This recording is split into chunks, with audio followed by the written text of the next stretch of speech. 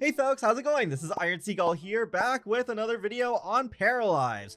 It's been a long time since I've done one of these. They've kind of just put out little updates here and there, so I've just been waiting to cover something that I wanted to make a video about.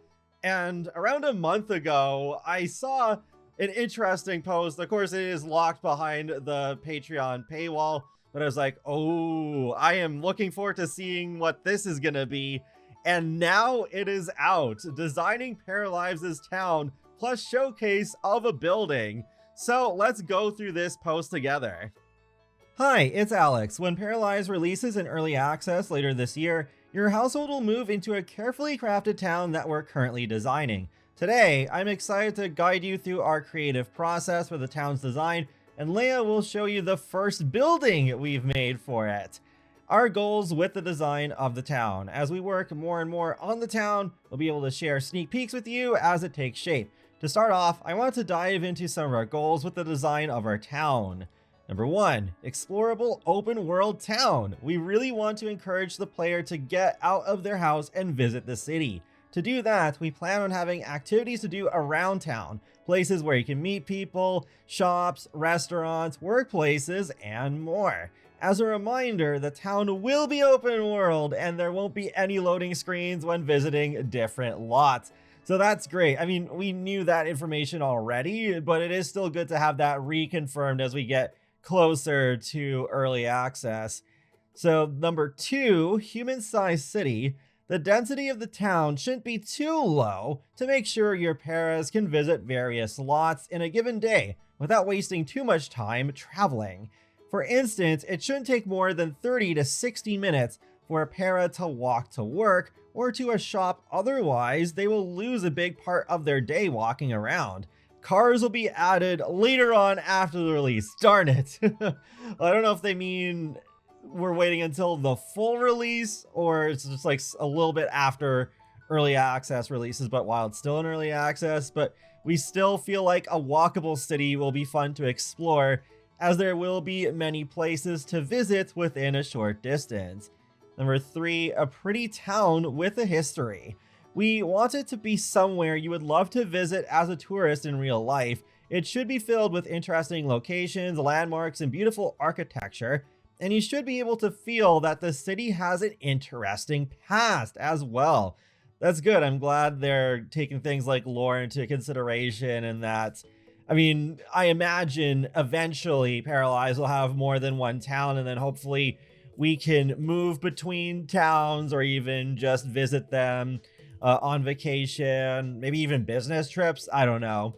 But then number 4, have various lot types. We know that some players would like to play in a townhouse, while others prefer bigger suburban houses. Some players like to build houses from the ground up, while others prefer to establish their household in a pre-made house. Yep, that's me most of the time. As such, we will have various sizes of lots and a good range of pre-built houses available for you in the town. Okay, so we're gonna have townhouses from the start. That's really neat. Okay. So then the layout and identity of the town. The town will be split into small districts. The 2 main ones being Old Town, a densely populated European-inspired area with townhouses made of stone and a small castle that was built when the city was first established many centuries ago. Okay, that's really intriguing.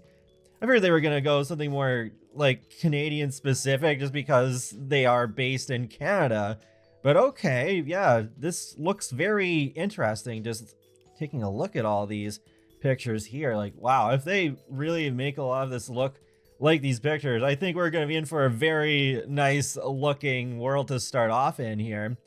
So the pictures we've collected to illustrate what we aim for with the Old Town District. Industrial. During its history, the town went through an industrial era where factories and houses made of bricks were built. However, since then, some buildings have been abandoned while others were renovated into modern lofts.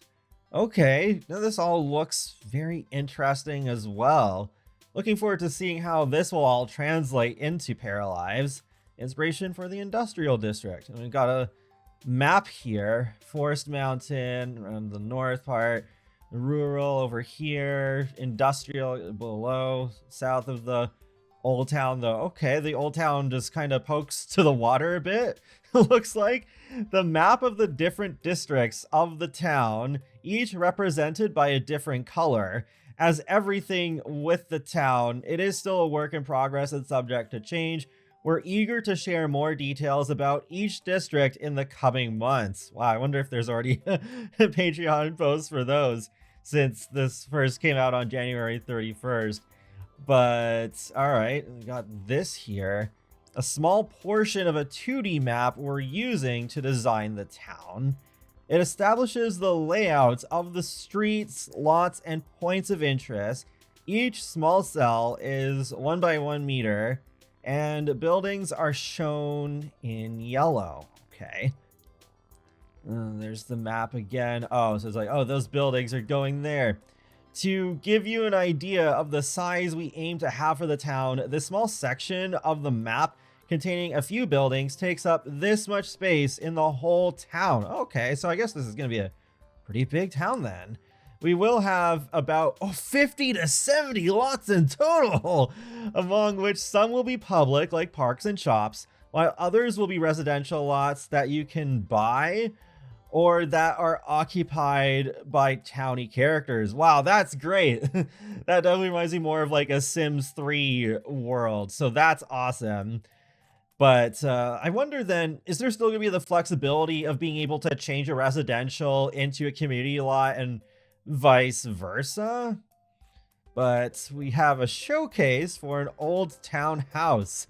Hello everyone, Leia here to provide a closer look at a first house from the Old Town District. Chloe and I work together to make sure this district has a strong and unique identity.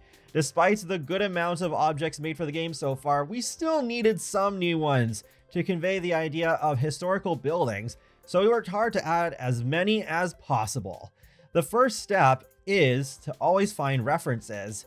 For the old town, we drew inspiration from Quebec's history. Oh, okay, so there is some Canadian inspiration. And wanted to represent a fortified town that could have been a trading post during the 17th century. With this idea in mind, we wanted buildings with a strong structure that were well maintained, that could have belonged to merchants in the past, and that now look picturesque. Okay, that's cute. That's cool. They have like the laundry there. Oh yeah, that's right. There was that one clip they shared with the draggable clothesline. The banner there. It's cute. Okay. They even got like the sewer grates. So this sketch was drawn by Chloe before starting the build. It serves as a guideline for the new objects we need to create and the composition of the build. Here is the house we came up with. To test the versatility of our objects, Chloe also built 2 additional houses to help set up the build in a neighborhood. Wow, this looks so nice. Oh yeah, I think that turned out pretty well. Townhouses with stone walls and shutters on the windows are typical of the architecture style we are aiming for. Here is a look at our references for this project. Ooh, okay. Okay, yeah, that is cool. They actually are integrating some Canadian inspiration to this. And then front view of the building with a larger view of the street. Yeah, that's another nice screenshot. Is that, I can't tell if that's water in the background or if it's just like the skybox or something like that. But okay, and you can still see there's some construction going on with that house to the right. And then the top-down view of the neighborhood with a better view of the roof. Okay. And then side view of the townhouse to show off the wood extension that, as we can imagine, was added later on by one of the many owners this house had during its history. Oh, that's a nice touch. Okay. Yeah, that's really cute. And we got the flower planter there. All right.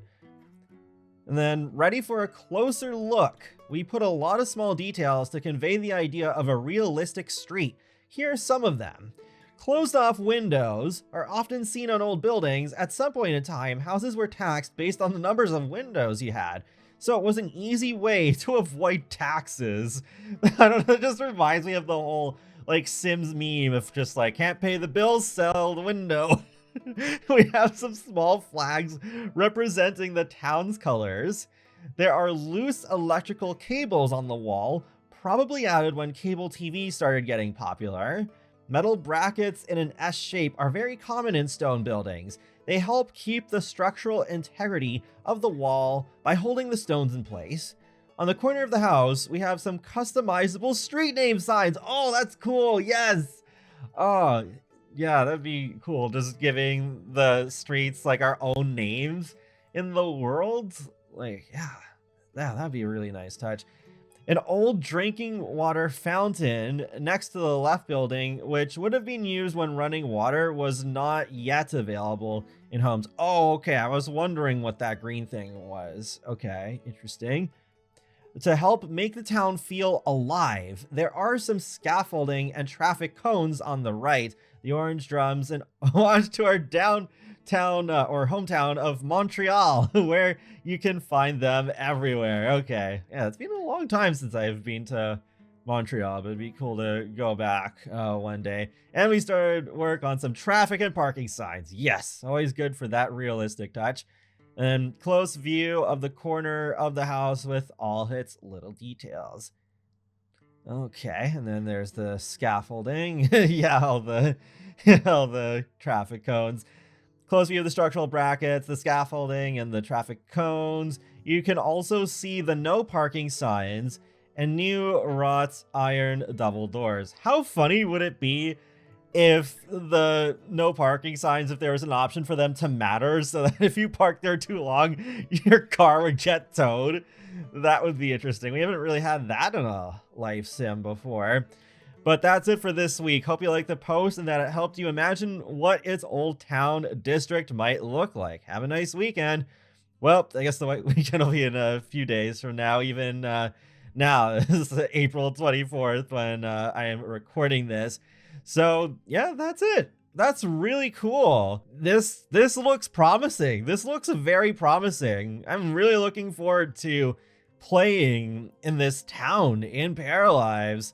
But man, I need a more exact date for early access. Like, they keep saying 2025, but it's almost May now, which is almost halfway through the year, and we still don't know. Like, even if it's just like summer, are we gonna get to play it sometime during summer, or are we basically waiting until Christmas? I don't know, but gosh, I really want to play this. And funny enough, the more I play Inzoi, the more excited I am for Paralives, because I am enjoying Inzoi even in its early access state, but it's also like, oh, it's so nice to play a different take on the life sim genre that also doesn't have all the baggage that the Sims has. It doesn't have nearly as much baggage as the Sims does, with all the ups and downs it's had over this 25 years. And it's so interesting, like, they're considering all these realistic details about like how these buildings are held together, like having no parking signs and all of like the appropriate props to have like construction sites and all this stuff. Like, this looks so nice. Like, I can't wait. I can't wait to play with this. But that's pretty much it for this video. So feel free to let me know your thoughts in the comments section below on this blog post. And be sure to subscribe if you'd like to keep up with my latest gaming content. I will talk to you all later, and have a great day. Thanks for watching.